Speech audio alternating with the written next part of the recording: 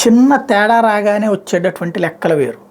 ప్రతి చిన్న తేడాకి కూడా వెంటనే మెసేజ్లు ఇచ్చేటటువంటి పద్ధతి యాపిల్ దగ్గర ఉంది.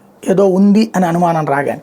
ఇప్పుడు తాజాగా యాపిల్ వాళ్ళు ప్రభుత్వ మద్దతున్న సైబర్ నేరగాళ్లు మీ ఐఫోన్ తదితర యాపిల్ ఉత్పత్తులపై సైబర్ దాడులు చేయొచ్చని గతంలో హెచ్చరించి తీవ్ర చర్చకు తెరదీసిన యాపిల్ సంస్థ తాజాగా మరోమారు అలాంటి హెచ్చరికనే చేసింది. పెగాసస్ తర అత్యంత అధునాతనమైనటువంటి స్పైవేర్ దాడులు కీలకమైన పాత్రికేయులు, కార్యకర్తలు, రాజకీయవేత్తలు, దౌత్యవేత్తలు లక్ష్యంగా చేసుకుని జరగచ్చని యాపిల్ ఏప్రిల్ 10వ తేదీన ఒక థ్రెట్ నోటిఫికేషన్లో పేర్కొంది. కొనుగోలు చేసిన అధునాతన స్పైవేర్తో సైబర్ దాడులు జరిగే అవకాశాలు ముందే పసిగట్టి యూజర్లకు సమాచారం ఇవ్వడం, వాళ్ళని అప్రమత్తం చేయడం కోసం థ్రెట్ నోటిఫికేషన్లను రూపొందించాం.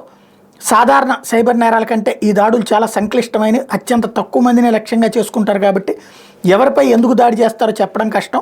అయితే దాడి జరిగే అవకాశాన్ని మాత్రం ఖచ్చితంగా అంచనా వేసి ముందే యూజర్లను అప్రమత్తం చేస్తూ ఉంటే థ్రెట్ నోటిఫికేషన్లో యాపిల్ హెచ్చరించింది.